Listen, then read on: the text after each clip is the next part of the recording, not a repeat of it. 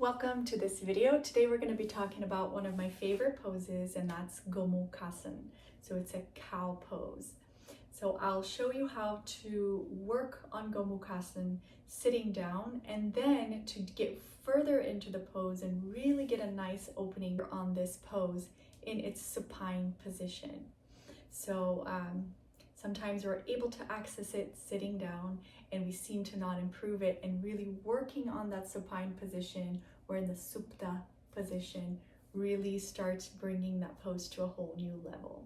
So I hope you enjoyed this video, and let's practice Gomukhasana.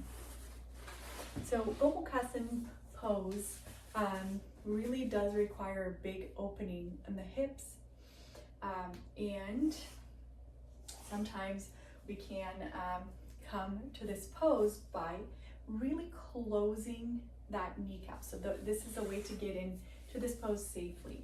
So as long as I have this knee joint closed, and what I mean by that, here I have an open knee joint. So I have a very wide angle here. As I bring the contact between the hamstrings and the calf, and I really close that knee joint, I now have a pretty safe way to work in this pose that I'm not going to be hurting my knees. So if I have really tight hips, what happens is I add more torque to the knee. So if my hips are very open, I can work, although not recommended, on poses where I'm bringing the leg down and I have almost this 90-degree angle of the knee.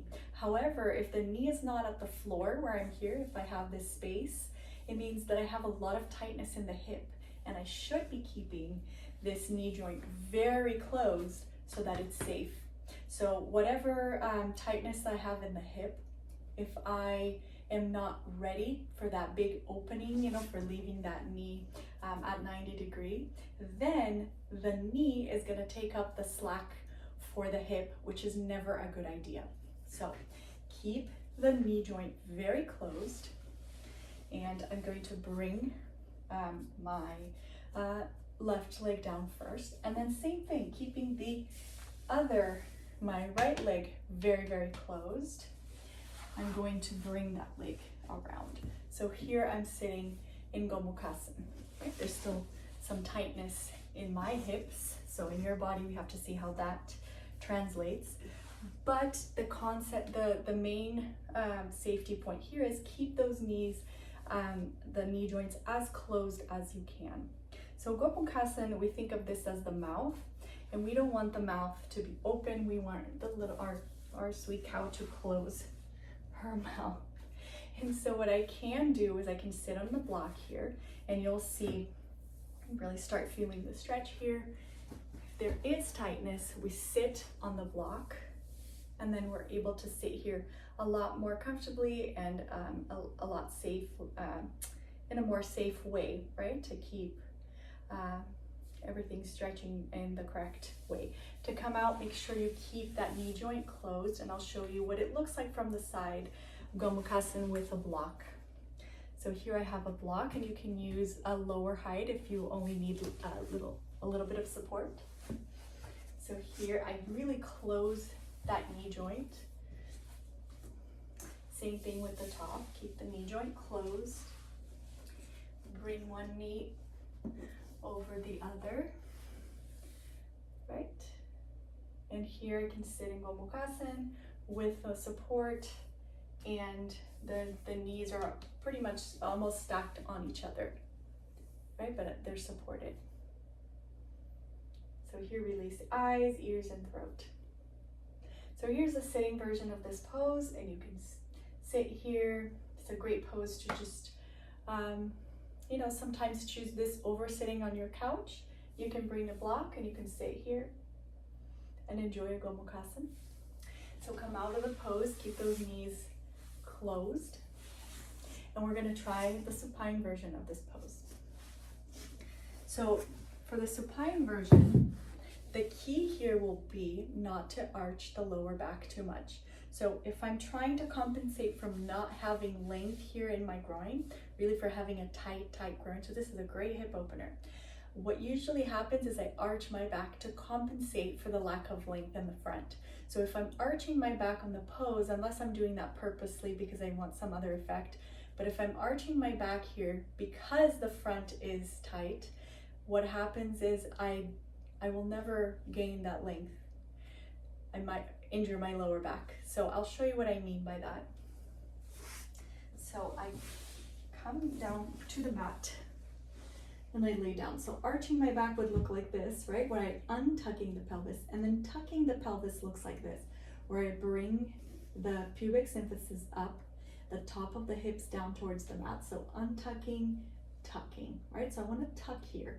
And when I tuck, I'm going to have the maximum length here on my groin. And I'll show you what that means.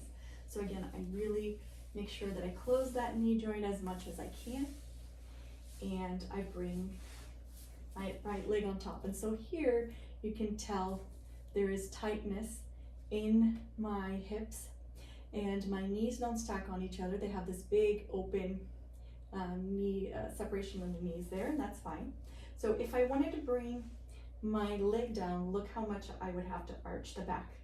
So this is a very not healthy way to work on this pose, right? Obviously I have a ways to go here. So how would I work on this and stretch it as in the best way possible? Well, I come near a wall, so I can come closer to the wall here, and then bring my legs into the pose and rest them against the wall like this. So here I can remove the arch from the back, right? So if I remove the arch, then I really have to work on this length, which is what I want, and I can work on the wall. So here my knees are closer together, so I'm maintaining not this kind of position, but I can put knees together. I can hold on to my ankles, not the toes, but the ankles, so don't hold on to the toes here. Ankles.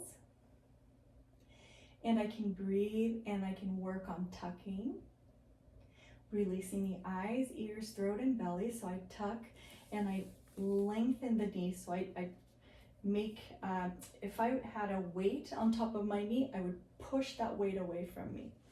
So really lengthening the legs and tucking, right? So the body wants to untuck to relieve the pain here, but I tuck, I create more of a stretch, and then as I improve, I can move back and have my knees come down the wall. But tucking here, and then breathing into the tightness, asking the mind to draw a boundary around the areas where I'm most tight. So I grip my red Sharpie and I draw a boundary around this tightness. And then I breathe into that boundary that I drew. And I see if that allows any fiber of that muscle, tendon, tight area to release. And any little tiny fiber is a huge success. So inhale, draw my boundary, breathe into that boundary, see if it gets smaller. And see if instead of just thinking of stretching, I can think of release that area. Why is it that I'm gripping it with so much strength? So I start penetrating deeper and deeper and deeper into the tightness. And making sure that I'm not touching my toes here. That will affect the knee.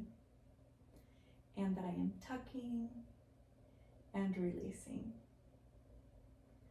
And then when I'm ready, I inhale, on an exhale, I bring the legs out, and then I change sides to do the second side here. Making sure that I'm always, in this case, tucking to counteract that natural tendency to want to untuck, to relieve the pain here on the groins and bring the legs down. So I hope you enjoyed this video. And that it helps you with your Gomukhasana and opening the hips, creating length in the groins, and eventually getting down to that laying down Gomukhasana, freedom in the hips pose. I hope you enjoy it. I hope you have a great day, and leave any comments that you might like below, and see you on the next video.